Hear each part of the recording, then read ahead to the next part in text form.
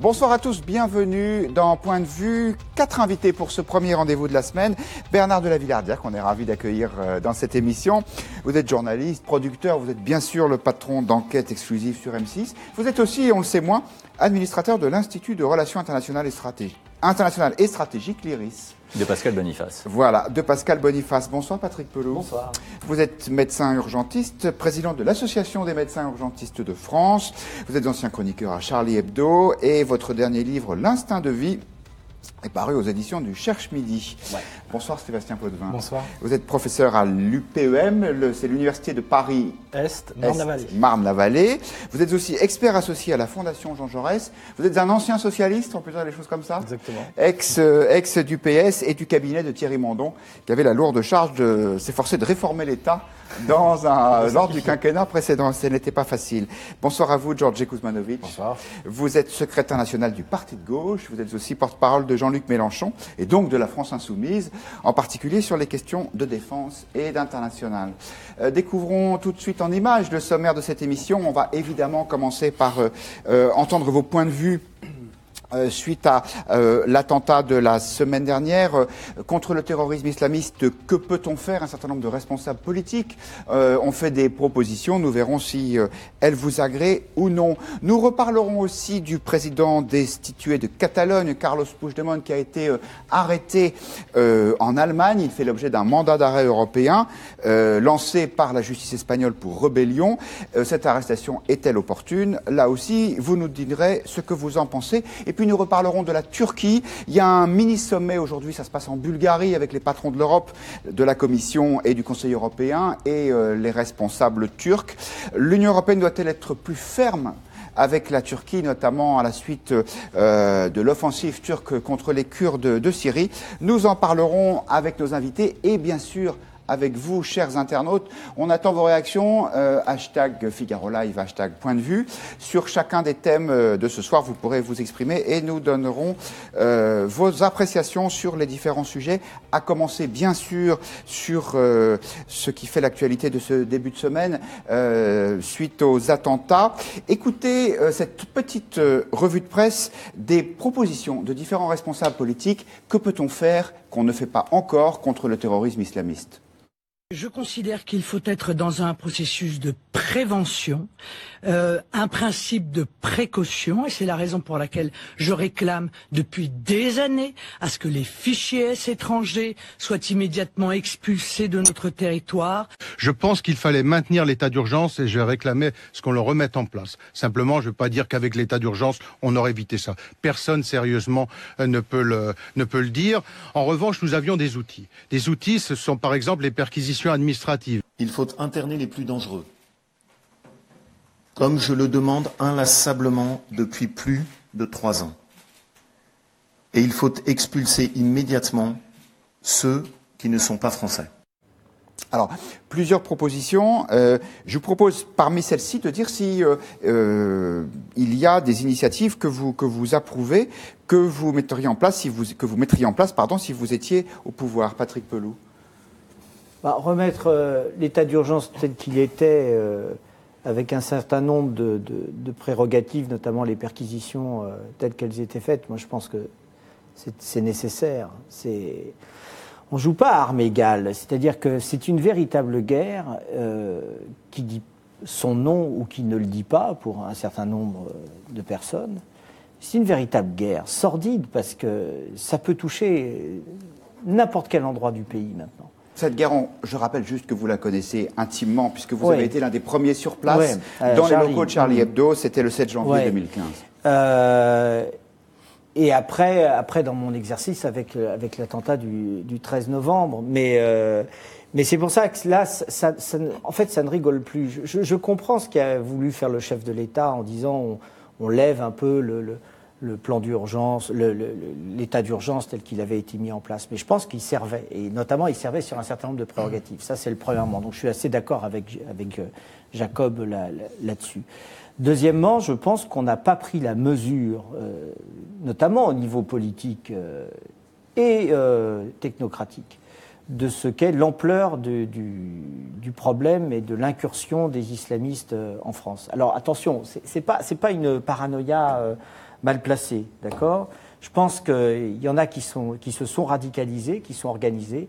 Il faut les prendre avec énormément de sérieux, pas de dire que c'est un individu isolé comme ça qui a fait son truc, etc. Je pense que c'est très organisé et que c'est bien ficelé et ils ont la possibilité d'attaquer n'importe où, n'importe quand, n'importe comment. Donc du coup, on a un pays qui veut faire croire qu'il est en sécurité, etc. Or, c'est pas le cas. Et je suis vraiment très, très pessimiste par rapport à ça. Et je ne peux pas me poser en donneur de leçons ou dire il y a ça et ça. Je pense qu'on est dans une situation où il faut se protéger.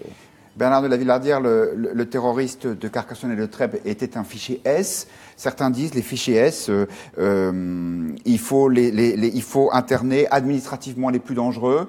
Marine Le Pen dit ceux qui sont étrangers, ce qui n'était pas le cas en l'occurrence de l'intéressé, il faut les expulser. Est-ce qu'il y a des choses qu'on fait pas et qu'on devrait faire avec les fichiers S? En matière de sécurité, je rejoins assez les positions de Patrick Pelouche.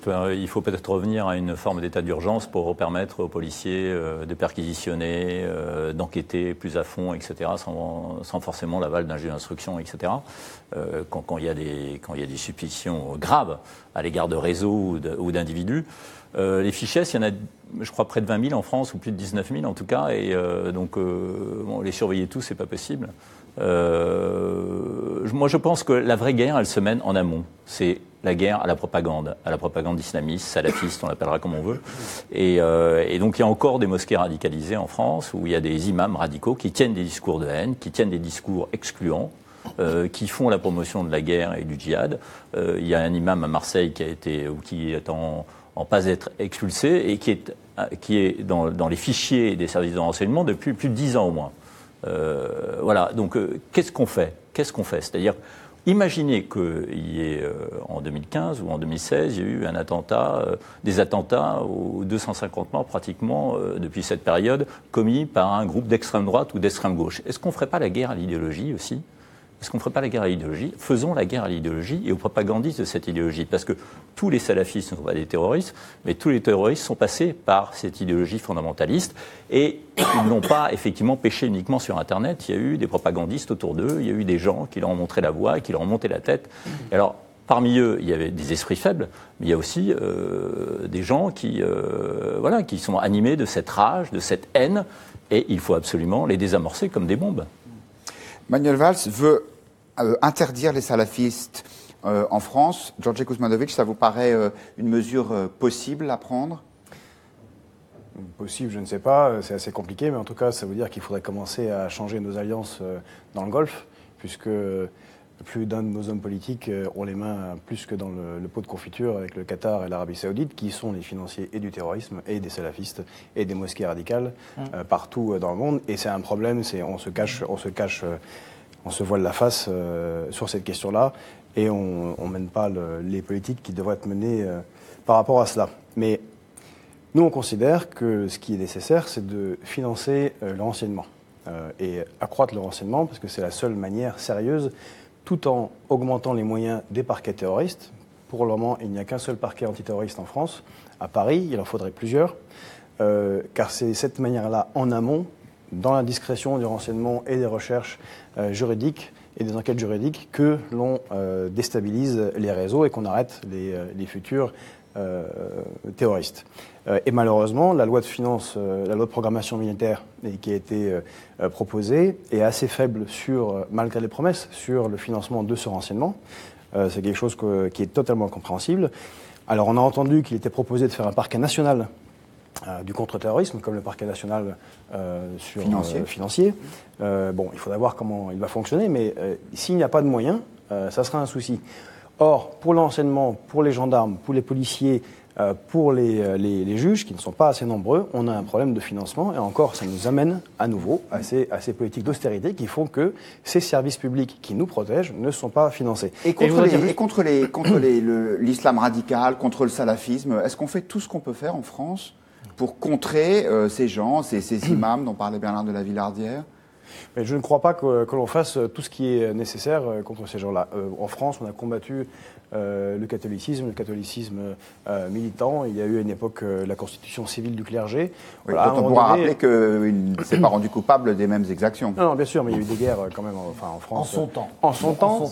Ce que je veux dire, c'est que ce n'est pas une question de ne pas aimer l'islam ou les musulmans. C'est une question qu'il y a dans toutes les religions des extrémistes et doivent être combattus radicalement, comme tous les extrémistes, quels qu'ils soient, de toutes les religions. Et enfin, je voudrais rajouter, je ne suis pas d'accord avec Patrick sur l'état d'urgence. L'état d'urgence n'a pas été très rentable en termes d'arrestation, comme on sait très très bien, pas plus que Sentinelle. D'ailleurs, il y a des rapports parlementaires à ce sujet. Et de toute façon, toute une partie des dispositions de l'état d'urgence ont déjà été intégrées dans la loi très liberticide proposée qui a été votée par M. Macron. Donc voilà, pour succéder à l'état d'urgence. Voilà, les perquisitions peuvent toujours se faire. Voilà. Malheureusement, il faut des juges antiterroristes derrière, et il en manque cruellement en France. Sébastien Potvin. Oui, beaucoup de choses ont été dites sur ce sujet-là. C'est-à-dire qu'aujourd'hui, on ne part pas de rien. Effectivement, il y a déjà des mesures qui ont été prises. Un arsenal juridique qui a été renforcé, des dispositions d'état d'urgence qui ont été versées dans le droit commun, une surveillance accrue des phénomènes de radicalisation, la fameuse création prochaine d'un parquet national qui aujourd'hui effectivement est dévolu au parquet de Paris.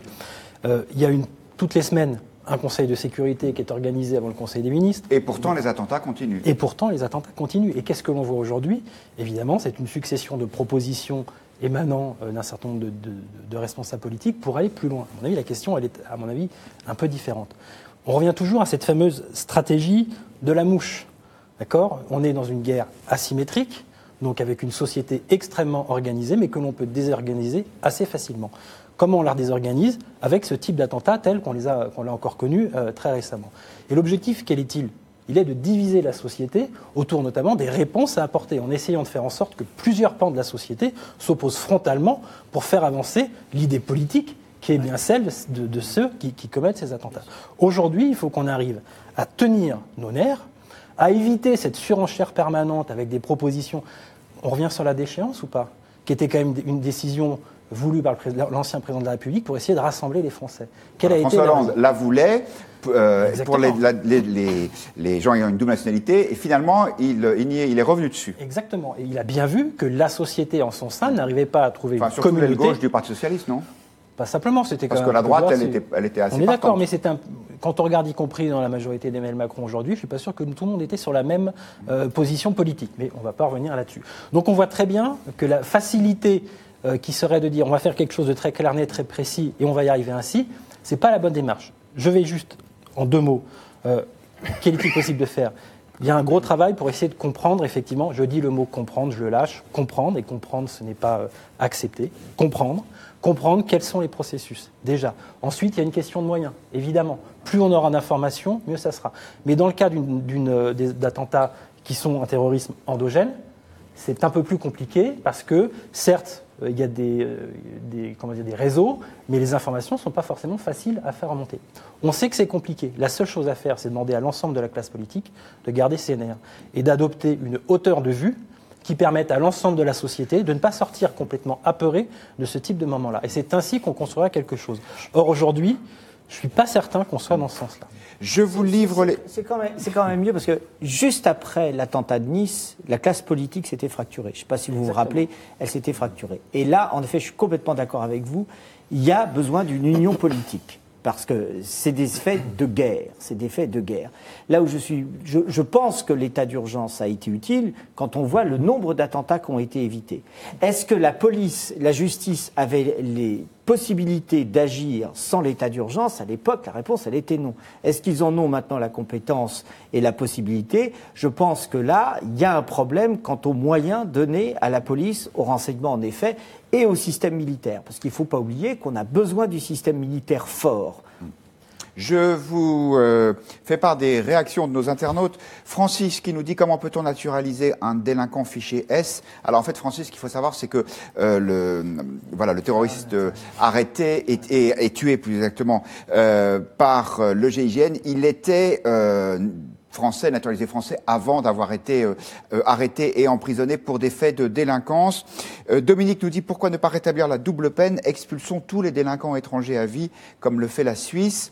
Et Patricia nous dit pourquoi ne pas fermer les mosquées tenues par les salafistes. C'est effectivement une bonne question. Là-dessus, mes camarades n'ont pas répondu d'ailleurs. Enfin, là-dessus, qu'est-ce que vous en pensez, vous? Est-ce qu'on peut en fermer plus? Alors, Moi, il y a un problème juste de légalité en France. C'est-à-dire que de la même manière que les propositions qui sont faites de chasser les fichiers S, il faut que les citoyens sachent que les fichiers S, il y a des Français convertis et que quelqu'un, c'est un travail de renseignement. Donc on suppose qu'un tel va mener un attentat terroriste ou est pris dans un groupe terroriste. Mais sur les imams on ne peut qui pas tiennent des l'arrêter. discours de haine. Il faut les chasser. Il faut les fermer. Bah oui, d'accord. Mais cela, c'est pas fait aujourd'hui. Non, mais c'est pas fait parce que d'un coup, on se dit, si jamais on va fermer une mosquée avec un imam radicalisé et qui est en train de faire du prosélytisme pour le terrorisme, on se dit, on va se faire traiter de raciste. Oui. C'est pas du tout ça. C'est ceux qui se passent leur temps à nous traiter d'islamophobes. Non, mais c'est sans arrêt, c'est sans arrêt. Mais c'est faux. Et c'est voilà, mais on aurait besoin d'entendre beaucoup plus avant la communauté musulmane et la frange dite humaniste de la communauté musulmane. Il faudrait qu'on les entende. Un restaurateur dans cette région de Carcassonne, il y a quelques mois, qui me racontait qu'il avait inscrit son fils au cours d'arabe à la mosquée voisine, dans la région de Carpentras, et il m'a dit, il y a eu une fête à la fin de l'année, etc., et on a voulu chanter, et l'imam nous a interdit de chanter. Bah oui. Et on disait non, c'est pas arabe, etc. Il m'a dit j'ai retiré mon gosse de l'école arabe de la mosquée du coin.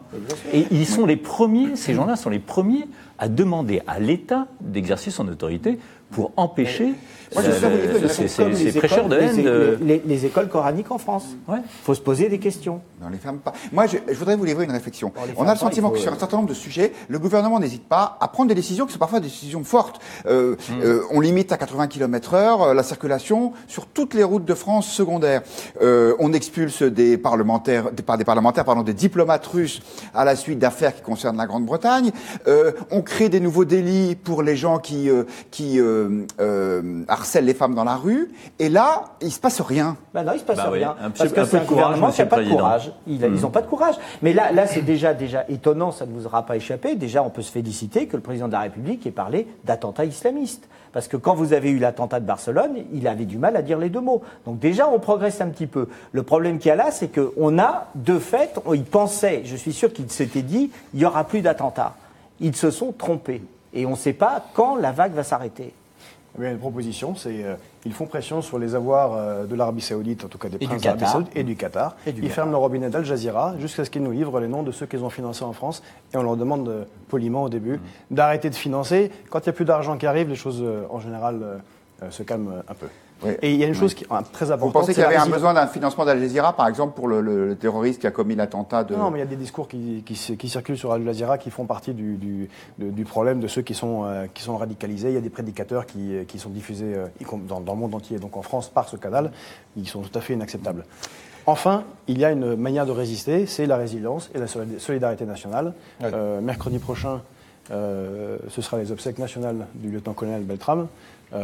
Aux Invalides à 11h30. Voilà, je pense que c'est un bon moment dans le calme et la paix pour tous ceux qui le veulent de montrer leur solidarité et de montrer que nous résisterons tous ensemble. Oui, mais les hommages et les commémorations, c'est bien, mais rendre hommage à Arnaud Beltrame, c'est aussi réagir pour faire en sorte qu'il y ait plus ce genre de choses. Et c'est pas oublier les 3 autres victimes, et il y a 2 personnes qui luttent à l'heure actuelle entre la vie et la mort. Voilà, et c'est pas rien. Et là, si vous voulez, à chaque fois, il faut voir la stratégie qu'il y a derrière. Parce qu'il y a une stratégie derrière. Ils ont attaqué une ville de province dont personne ne parlait, etc. Tout le monde se figure que les attentats vont avoir lieu dans les grandes villes, les gares, etc. Or, ils frappent n'importe où, n'importe quand. Et ça, je pense que le gouvernement devrait prendre beaucoup plus conscience de ça, parce qu'il faut qu'ils assurent la sécurité des Françaises et des Français. Dans leur ensemble. Des musulmans qui vont dans une mosquée avec des imams radicalisés qui font leur prosélytisme, ce sont des gens qui se mettent en danger. Des enfants qui vont dans des écoles coraniques complètement radicalisées, ce sont des enfants en danger. Je vous livre la question du jour qui était posée à l'ensemble des internautes du Figaro. Faut-il placer en rétention administrative les fichiers Est les plus dangereux? Ça n'est pas un sondage. Il y a 18 000 personnes qui ont voté, mais c'est évidemment les internautes du Figaro qui se prononcent et à une écrasante majorité, ils disent oui, il faut le faire. Je vous rappelle que c'est la proposition de Laurent Wauquiez. On vous a pas répondu sur la déchéance de nationalité. Moi, je pense que c'est un débat qu'il faut remettre sur la table. Parce qu'en effet, la déchéance de nationalité, c'est, à mon avis, une bonne chose. Vous y êtes favorable? Moi, j'y suis favorable. Et vous, Bernard de la Villardière? Moi, j'y suis favorable.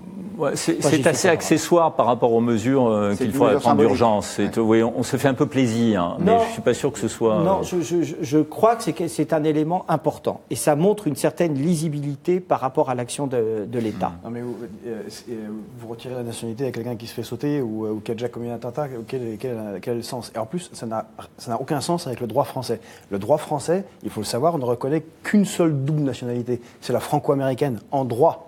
C'est-à-dire qu'on peut changer le droit, non, si on pense que c'est nécessaire? Oui, mais moi, je suis franco-argentin, je crois pas que la ça France, soit interdit. oui, mais la France ne s'intéresse pas, moi je suis franco-serbe, ne s'intéresse pas au fait que vous soyez argentin, en fait. D'accord. Ça, c'est votre... Pour la France, vous êtes français, point. Et pour l'Argentine, vous êtes argentin. Elle ne va pas vérifier si vous êtes réellement argentin. Vous comprenez? Et c'est la situation réelle du droit en France. Je pense quand même que le sujet de la question du salafisme, qu'on ne peut pas interdire, mais par contre qu'il faut combattre, de la capacité du coup à faire en sorte que les financements que l'on connaît d'un certain nombre de mosquées soient modifiés, pour moi c'est ça l'urgence. Ouais. Ça l'urgence, plus une compréhension fine d'un certain nombre de mécanismes qui amènent à la base des délinquants à franchir des seuils pour arriver à l'abject le plus absolu. Tout ça mélangé, à mon avis, ça aura plus de réalité concrète qu'une mesure symbolique comme la déchéance, avec toujours ce même risque, je le répète. Je pense qu'on peut tous être d'accord pour dire qu'est-ce qu'on fait par rapport aux mosquées salafistes, qu'est-ce qu'on fait par rapport aux informations que l'on récupère, plus qu'une mesure qui risque une nouvelle fois de créer de la dissension dans une société qui n'en a pas besoin. Il faut qu'on martèle ça tout le temps. Notre objectif, c'est de rassembler. Comment fait-on pour rassembler? Eh bien, en évitant toutes les mesures qui, à un moment ou à un autre, peuvent amener deux pans de la société à s'opposer. C'est ça le sujet. Et puis avoir un peu plus de sérieux quant aux guerres que l'on mène, que ce soit en Irak, en Libye, qui ne font que développer les foyers. Non mais c'est un souci. Non, mais depuis, les foyers terroristes se développent. On a compris que c'était important. Il faut aussi sortir du mantra « n'ayez pas peur, n'ayez pas peur ». C'est-à-dire il faut aussi rassurer. Il faut que si les gens ont peur, il faut aussi répondre à leur peur. Parce que condamner la peur tout seul en disant « ah mais vous avez peur, ah mais c'est pas bien que vous ayez peur », non, ça suffit pas. C'est-à-dire qu'il faut les rassurer aussi un minimum. Bien sûr. Avec un minimum de processus Bien sûr. Et se préparer, c'est pour faire écho quand vous parlez des budgets, c'est ne pas geler les budgets de la police et de la justice et de leur donner les moyens de travailler. C'est vraiment... Quand d'un coup, dans le dernier projet de loi de financement de l'État, il y a 7 milliards de gel, c'est pas possible. En fait, ils ne peuvent pas travailler. Patrick Pelloux. On parle d'un autre sujet qui est au sommaire de point de vue ce soir. L'arrestation en Allemagne de Carlos Puigdemont, l'ancien président de Catalogne. Il fait l'objet d'un mandat d'arrêt européen lancé par un juge d'instruction espagnol. Il y a déjà 5 anciens responsables de Catalogne qui sont en prison, 5 autres qui font l'objet d'un mandat d'arrêt européen et qui sont à l'étranger. Ils risquent jusqu'à 30 ans de prison. On ne sait pas encore si la justice allemande va extrader Puigdemont vers l'Espagne. Ce qui est certain, en tout cas, c'est que la mesure déplaît profondément aux responsables catalans. Écoutez, Roger Torrent, c'est le président du Parlement catalan. Il s'exprimait hier. Avui hem rebut amb tristesa la notícia de la detenció del president Carles Puigdemont a Alemanya. Amb aquestes accions no s'està perseguint només a persones, sinó que s'està segrestant la voluntat del conjunt del poble de Catalunya, expressada a les urnes. El president Puigdemont ho és en virtut de la decisió lliure, sobirana i democràtica dels seus conciutadans, expressada en el Parlament. I cap jutge, ni cap govern, ni cap funcionari té la legitimitat per cessar i encara menys perseguir el president de tots els catalans. Bernard de la Villardière, il a raison, le président du Parlement catalan, d'opposer d'un côté la démocratie, le choix des citoyens catalans, et puis cette mesure qui est une mesure forte d'arrestation. Écoutez, là-dessus, je suis assez prudent parce que je dois avouer que je connais un peu la Catalogne pour avoir été 2 ou 3 fois à Barcelone, mais c'est un dossier que je connais assez mal. Ce que j'en sais, pour les gens qui ont vécu, notamment des Français qui vivent à Barcelone, etc., c'est que le nationalisme catalan, ça fait 20 ou 30 ans qu'il progresse, et voilà, et qu'il prend des aspects... parfois malodorants, enfin qui sont pas vraiment, de mon point de vue, démocratiques et libres, correspondant à mes valeurs. Donc voilà, je suis assez méfiant à l'égard du nationalisme catalan. Par exemple, on apprend plus l'espagnol dans les écoles publiques de Catalogne. Oui, voilà. Et puis il y a vraiment un climat de guerre civile froide entre les pro-Espagne et les pro-Catalogne indépendante. Et voilà. Et donc en ce moment, je pense que les responsables politiques, à commencer par Puigdemont, jouent un peu avec le feu. Et je voudrais pas que tout ça se termine par des violences et voire une guerre civile. Et Rajoy. Et voilà. Et ça, ce serait. Pardon. Et Rajoy aussi. Oui, Rajoy. Dans l'attention. Oui, sans doute aussi. Le Premier ministre bien sûr. espagnol. Le Premier Sans ministre. doute aussi. Mais encore une fois, je m'arrêterai là parce que je connais très mal ce dossier, donc je vous laisse volontiers la parole. Eh ben, écoutez, ces scrupules vous honorent. Georgi Kuzmanovic, vous avez pris la parole, gardez-la. Et depuis le début des tensions en Catalogne, Rajoy joue un jeu très dangereux et qu'il continue là maintenant, alors que ce n'était pas nécessaire. C'est-à-dire il apporte une réponse juridique à un problème politique. Bon, il peut arrêter Puigdemont, mais il ne peut pas convaincre de cette manière-là la moitié du peuple catalan qui, peut-être à tort, ça c'est une autre discussion, mais ce n'est pas une manière politique de régler le conflit. Et on voit ce qui se passe depuis hier soir, c'est que ça relance la violence politique, et on ne sait pas jusqu'où ça peut aller, donc c'est pas très très malin. Et il l'a fait, et il a participé à cette création de ce climat de semi-guerre civile, comme vous dites, entre nationalistes et indépendantistes. Voilà, c'est un vrai problème. Et il faut savoir qu'en Espagne, il y a le statut juridique de la rébellion, qui est une concession qui était faite au moment de la transition à la droite, à la droite franquiste, dont M. Rajoy est le descendant, et qui l'utilise. C'est pas très malin. 30 ans de prison pour rébellion en Espagne. Sébastien Potvin, peut-être la question fondamentale finalement, c'est est-ce qu'une majorité, surtout courte, peut décider de prendre son indépendance dans un pays démocratique comme l'Espagne? Si c'est dans un pays démocratique et représentatif, la réponse est oui. À partir du moment où tout a été démocratiquement fait, la question est réglée. Là, la question aujourd'hui, c'est de se dire le gouvernement de Madrid est en train d'essayer de régler d'une manière très violente, au fond, la question en coupant. Vous avez parlé de 5 arrêtés, 5 avec un mandat, donc 10 responsables catalans. Ça va obliger la majorité à avoir des discussions internes pour essayer de choisir des candidats. Évidemment, ça va être compliqué de choisir quelqu'un qui ait l'assentiment de tout le monde. On voit qu'il y a des forces d'appoint extérieures aux séparatistes qui proposent leur aide, mettant du coup la question de la séparation en seconde position. Bref, ce qui est en train d'essayer de faire Madrid, c'est de commencer à fissurer, je dirais, l'harmonie politique de cette majorité-là. Avec un certain succès, non ? Avec un certain succès. Je reviens sur ce que disait Bernard de Villardière tout à l'heure. Jusqu'au jour où on aura quand même dans les rues de vrais problèmes de sécurité. Et là, on commence à voir que ça peut arriver. Donc avec un certain succès, certes, mais à quel prix ? Donc il va falloir être très prudent, à mon avis, dans les semaines qui viennent, sur justement le curseur à mettre pour éviter de tomber dans une forme de chaos. Je vais passer la parole à Patrick Pelloux, mais pas avant de l'avoir donné à nos internautes qui sont divisés sur ce sujet. D'un côté, le droitiste qui nous dit il est coupable, on imagine que c'est Puigdemont, il est coupable de sédition, un acte grave, il doit être jugé. Tandis que Farouk nous dit cette arrestation est purement politique. Cela ne l'empêchera pas, donc l'ancien président catalan, d'avoir le soutien de son peuple. Question Twitter, selon vous, cette arrestation est-elle opportune ? Eh bien, je vous parlais de points de vue assez partagés. Pour l'instant, c'est oui à 51%, non à 49%. C'est vraiment du 50-50. Et vous, Patrick Pelloux, avez-vous un point de vue sur ce sujet ? Mais je pense que ça rejoint ce que vous disiez, c'est-à-dire c'est un problème de politique intérieure, mais qui est en train de se répandre sur l'Europe, en fait. Derrière ça, c'est l'Europe qui est visée, en fait. Et pourquoi ? Parce qu'en fait, vous avez tout le monde veut la sédition. On voit avec le Brexit, on sent que l'Europe a du mal à tenir finalement son identifiant. Si l'Europe était suffisamment forte, les Catalans se sentiraient peut-être plus européens finalement qu'espagnols. Il y aurait cette volonté d'appartenir à une Europe plus forte. Et je pense qu'il y a une faute au niveau de l'Europe. Deuxièmement, là, à l'heure actuelle, ce que joue, non seulement, vous parliez de la fissuration politique que joue le gouvernement espagnol, mais il y a aussi tous les investisseurs qui investissaient en Catalogne et qui se retirent, parce qu'en effet, il y a le sentiment, et là, ils feraient une erreur, mais absolument majeure, s'ils laissaient la possibilité de développer une guerre civile. Or, l'Espagne en a déjà connu une, en quelque sorte, avec le Pays Basque, où ils ont eu un mal fou à résoudre le truc. Et il faut absolument... Alors, on ne va pas retomber sur l'histoire de l'Espagne, mais c'est sûr qu'ils ont eu beaucoup de mal à fédérer tout le monde sur l'idée de l'Espagne et du pays. Il faut qu'ils fassent attention à ne pas diviser. Ça, c'est sûr. Oui, mais encore une fois, Rajoy, au début de la crise, aurait organisé un référendum comme il faut, tranquillement, avec les possibilités de voter. Il y aurait eu 20-22% pour l'indépendance, et l'affaire était pliée. Il a tendu en interdisant le référendum. Il a créé la situation telle qu'elle est actuellement, et il l'aggrave, parce que là, maintenant, on a les 2 syndicats de Catalogne qui menacent de faire une grève générale.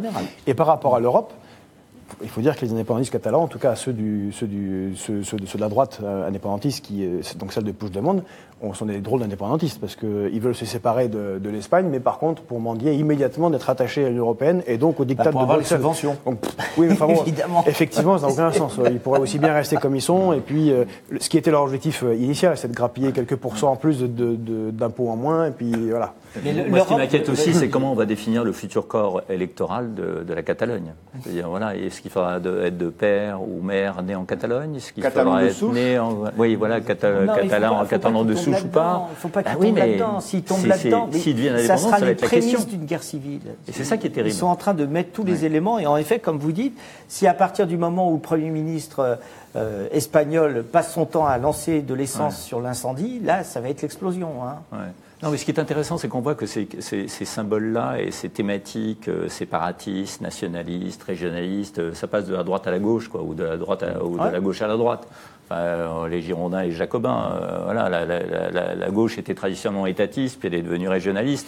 Loi de décentralisation de 1981. Et aujourd'hui, bon, c'est intéressant parce que ces mouvements catalans sont souvent soutenus par des mouvements de gauche. Or, pour moi, ça a des relents de fascisme, quoi, malgré tout, quand même. Ce séparatisme, cette culture de l'identité. Enfin, c'est assez amusant, parce que des mouvements de gauche qui luttent contre l'identité, la notion d'identité, l'identité culturelle, et soutiennent les Catalans et leur identité, leur recherche d'identité culturelle et de racines. Puigdemont est de la partie de droite, les Podemos, par exemple, qui sont nos alliés, c'est en opposition, proposaient qu'il y ait un référendum, tout en étant eux-mêmes contre l'indépendance de Catalogne. Ils étaient pour la démocratie, ce que vous dites. Si en démocratie les gens veulent être indépendants, bah, ma foi, ils votent. Mais nous, on n'était pas pour. Enfin, nos camarades espagnols n'étaient pas pour l'indépendance, donc c'est pas que de la gauche. Non, bien sûr. Et vous sentez, votre parti, la France Insoumise, vous sentez régionaliste. S'il y avait un référendum en Corse pour l'indépendance, et que les Corses la demandaient, ça vous irait? Mais quelle Corse? Les Corses, avec quelle Corse? Les gens qui habitent en Corse, on imagine, effectivement, qui voterait? Oui, ça c'est une bonne question. Ceux qui votent aujourd'hui pour élire les représentants de l'institution corse. Alors, vous appuyez sur les résultats des dernières élections. Oui, absolument. Voilà, mais il ne faut pas que le gouvernement et l'État français n'aient un seul. Il faut que le président de la République défende la nation. Vous vous rendez compte de l'erreur que ce serait de rendre l'indépendance à la Corse? C'est évident qu'il ne tiendrait pas 10 minutes face aux mafias qui monteraient évidemment de Sicile, et ça serait extrêmement difficile. Donc il ne faut surtout pas tomber là-dedans. Donc comme la question a été posée, nous sommes pour la nation française. Vous êtes pour la nation française, toutes ces composantes, une et indivisible. Une indivisible avec ses différences régionales, mais voilà, une indivisible. Quelle que soit la responsabilité de Rajoy dans la situation actuelle, il essaye de couper au plus tôt quelque chose qui peut, dans la durée, lui échapper complètement. Donc avec des méthodes qui sont des méthodes fortes, avec des risques qu'on a tous soulignés qui sont extrêmement lourds, mais il essaye d'aller le plus vite possible pour couper et désorganiser et essayer petit à petit d'affaiblir la situation là-bas. On passe à un autre sujet compliqué, décidément c'est la journée, la Turquie. Aujourd'hui a lieu en Bulgarie un mini-sommet avec Jean-Claude Juncker, le président de la Commission européenne, Donald Tusk qui est son homologue président du Conseil européen, et puis les autorités turques. Évidemment, il y a un certain nombre de sujets sur la table. D'abord, l'admission de la Turquie dans l'Union européenne, qui est toujours à l'ordre du jour, parce qu'on n'a pas fermé la porte. Il y a ensuite, évidemment, l'offensive turque en Syrie contre les Kurdes. Et il y a aussi une opposition de plus en plus frontale entre la Turquie et ses alliés de l'OTAN, notamment les États-Unis, qui sont, eux, alliés des Kurdes traditionnellement. Tout ça, ça fait beaucoup de tensions. Écoutez, cette intervention, c'était à Ankara la semaine dernière du président turc Erdogan. Il faisait allusion à l'occupation, qu'il n'appelle pas comme ça évidemment, par les troupes turques de la ville d'Afrin, c'est au nord-ouest de la Syrie, ville qui était jusque-là tenue par les Kurdes. Et en gros, Erdogan dit on fait ce qu'on veut et si les Américains sont pas contents, tant pis pour eux. Regardez.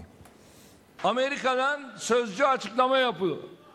Afrin'de kaygılıyız diyor. Biz kaygılarımızı sizlere ilettiğimiz zaman neredeydiniz? Gelin burada bu terör örgütlerini temizleyelim dediğimiz zaman neredeydiniz? Bir taraftan Türkiye'ye siz bizim stratejik ortağımızsınız diyeceksiniz. Ondan sonra gidip teröristlerle işbirliği yapacaksınız. İşte gerçek ortada. Eğer bizimle stratejik ortaksak bize saygı duyacaksın. Alors le problème, et ça manquait dans ma présentation, c'est que les Turcs sont aussi ceux qui bloquent à la frontière terrestre de l'Europe un certain nombre de dizaines de milliers de migrants et donc nous avons besoin d'eux. Sébastien Potvin, ça ressemble à une situation inextricable.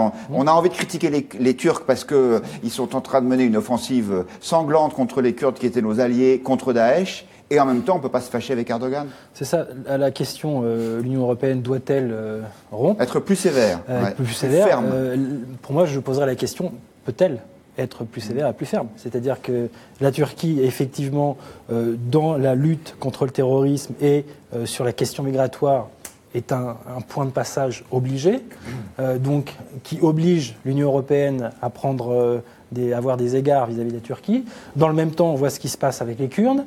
Donc du coup, on sent très bien que le malaise continue à grandir. Mais quelle est la situation de l'Europe ? On en parlait un instant avec la Catalogne. Mais la situation de l'Union européenne aujourd'hui, elle est pas bonne. Quand on regarde la Hongrie, la Pologne, l'Autriche, le Brexit, le séparatisme catalan, les montées d'extrêmes en France, en Italie, on voit très bien que la situation est compliquée.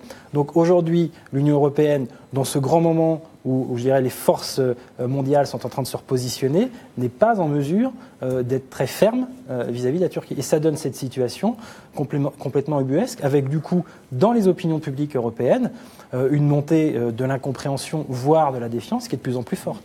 Et plus on va durer dans cet état d'entre-deux, et à mon avis, plus l'Union européenne aura du mal à se sortir de cette situation. Je vous donne le point de vue de Patricia, qui est d'ailleurs une question à laquelle on va pouvoir essayer de répondre. D'après vous, qu'est-ce qui peut arrêter Erdogan et son ambition un peu folle de recomposer l'Empire ottoman ? Et puis, il y a un point de vue très juste de Julien qui dit « Ceux qui veulent faire entrer la Turquie dans l'Union européenne, ce sont les Américains, parce que la Turquie est membre de l'OTAN. » C'est vrai, même si les Américains commencent à avoir un peu de doute sur la solidité de l'allié turc. Et puis enfin, je vous livre la réponse à la question Twitter. Selon vous, l'Union européenne doit-elle être plus ferme face à la Turquie ? Pour l'instant, on est, oui, plus de fermeté à 88%. Georgi Kuzmanovic, est-ce que vous partagez ce souhait de fermeté de nos internautes ? Bien sûr, et largement. Par rapport à la question que vous posiez initialement, l'Union européenne, elle fait ce qu'elle veut. La France, par contre, rien ne l'empêche de quitter l'OTAN et de ne pas se retrouver coincé avec ce genre d'alliés. Ça rejoint aussi les discussions qu'on avait au début sur les questions sur le terrorisme. Il faut quand même rappeler que Erdogan est dans un islamisme de plus en plus poussé, qu'il est à l'origine avec les frères musulmans, et qu'il finance en France un parti qui s'appelle Égalité et Justice, qui a présenté des candidats dans l'Est de la France, qui mène des rassemblements en France pour les élections en Turquie. Et qui mène des opérations terroristes en France, puisque le 9 janvier 2013, 3 militantes, alors certes kurdes, mais ont été assassinées en plein jour aux rues Lafayette à Paris. On sait très bien que ça a été commandité de la Turquie, mais on ne fait rien. On reçoit Erdogan, les familles des victimes n'ont pas été reçues, et on laisse faire. Et c'est exactement le même genre d'attitude avec l'Arabie Saoudite ou le Qatar. Si on ne fait rien à ce niveau-là, il y aura toujours des attentats. La Turquie n'a rien à faire en Europe ? Rien. Non, mais, actuellement, rien. Pardon, je posais la question à... Vous voulez dire dans l'Union européenne ? Oui, dans l'Union européenne, oui. Ah non, mais de toute façon, on considère que cette Union européenne-là doit être totalement changée. Oui. Alors, non, c'est une non-question, elle ne doit rien faire là. Et puis surtout, c'est terrible ce qu'ils font, vous l'avez rappelé, quand même, les Kurdes ont combattu, non seulement ont combattu contre Daesh, mais c'est eux qui ont pris leur capitale, Raqqa. Puis avant, ils ont pris Manbij, et puis ils ont tenu à Kobané, où Daesh était soutenu par les Turcs, et tout le monde a cru qu'ils allaient tomber, ils ont tenu le coup. Et ils combattent, et non seulement ils combattent, mais c'est les seuls c'est pour ça que nous, ce sont nos alliés ouvertement, on les soutient, ce sont les seuls qui créent, dans une situation générale catastrophique au Moyen-Orient, une société démocratique, féministe, écologiste, multiculturelle, multiethnique. Les vrais musulmans modérés, ce sont qui cultivent l'égalité homme-femme. Oui, c'est ça. Bien sûr. Non, Après, ils sont marxistes qui vous arrengent. Même s'ils ont le sens des affaires. Il suffit d'aller à Erbil pour voir qu'ils ont le sens des affaires. D'accord, mais vous avez raison. Les Kurdes, c'est 40 millions de personnes au Proche-Orient et partis sur 5-6 pays. Et c'est vrai que l'occasion manquée, ça a été après la guerre du Golfe 90-91, où on aurait dû laisser se constituer un vrai État kurde. Oui. Aujourd'hui, ils sont divisés, malheureusement, entre les Kurdes de Syrie et les Kurdes d'Irak.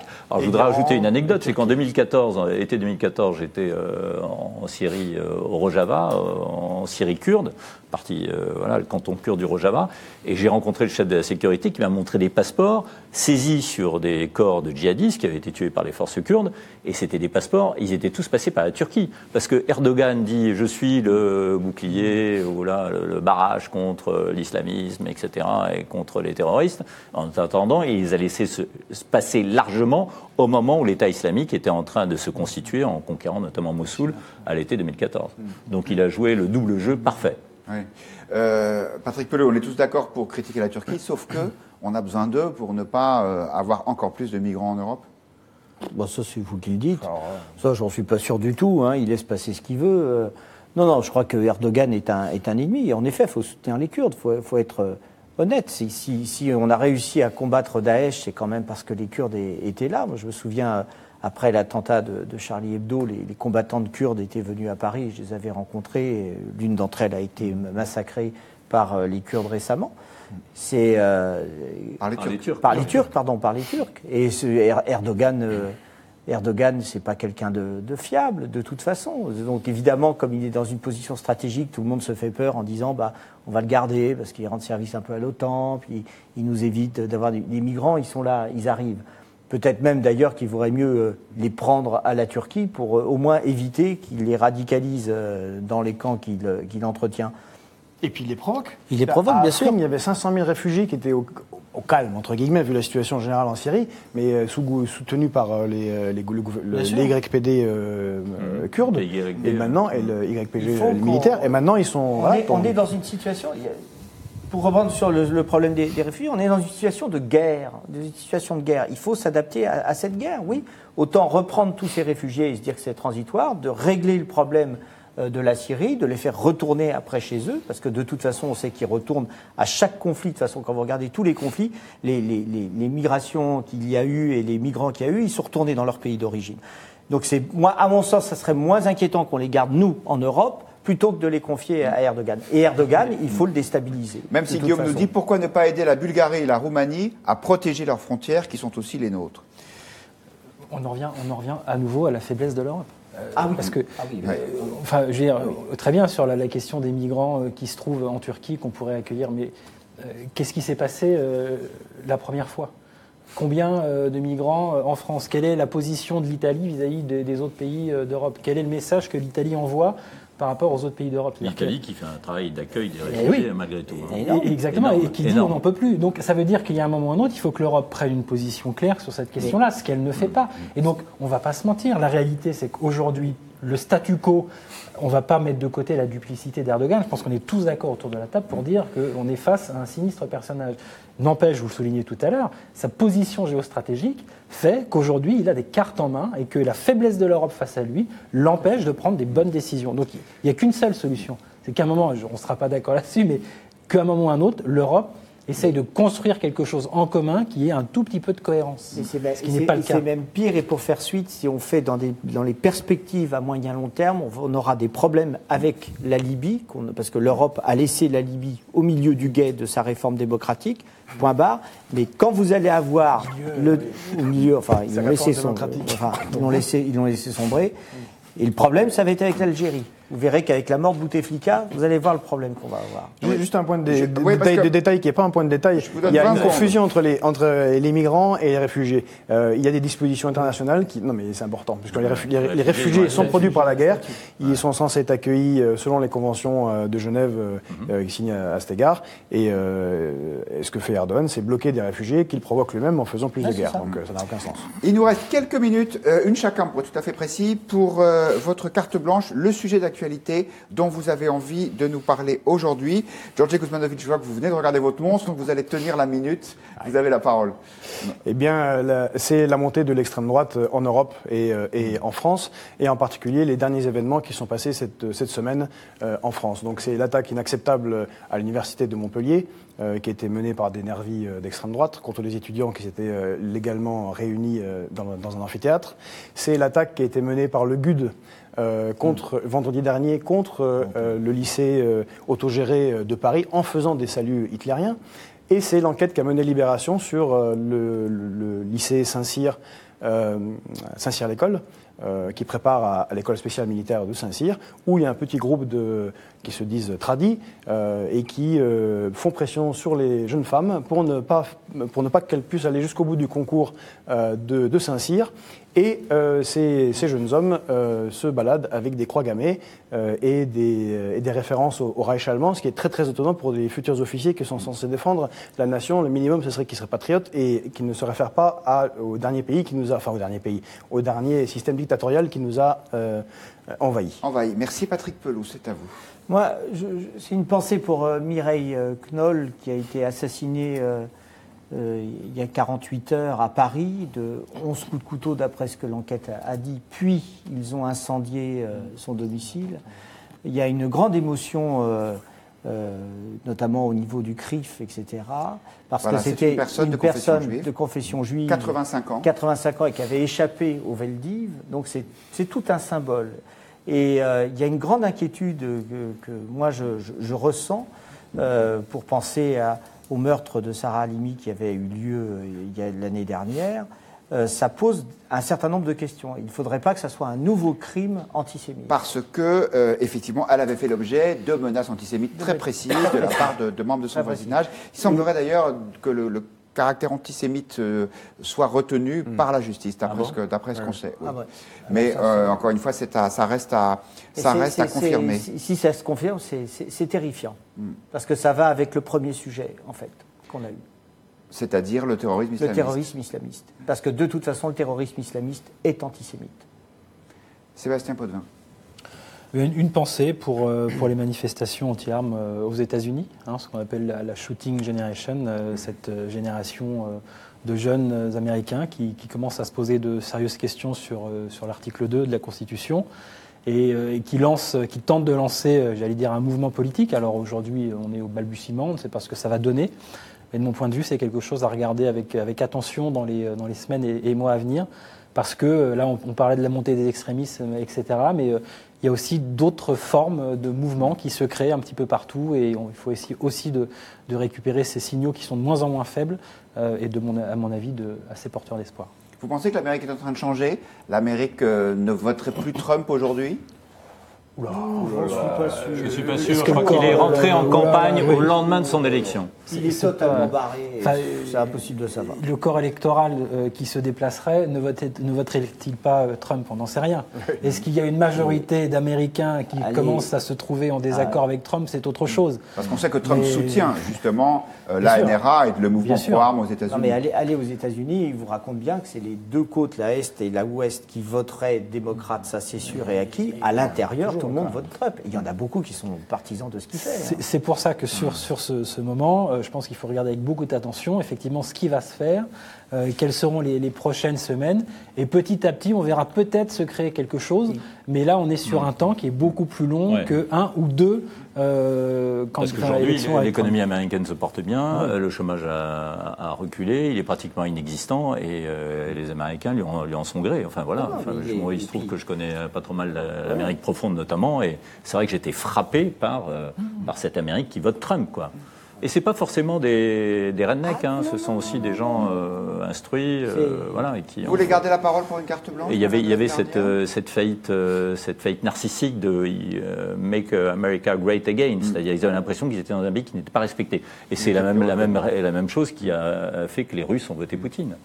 Enfin, c'est étonnant. Enfin bon, oui, pour une pensée pour le Venezuela, parce qu'il se trouve que j'étais il y a pas longtemps à la frontière entre la Colombie et le Venezuela, et donc j'ai vu passer des dizaines de milliers de réfugiés. Non, il a rien dit. Je ne m'interpelle pas.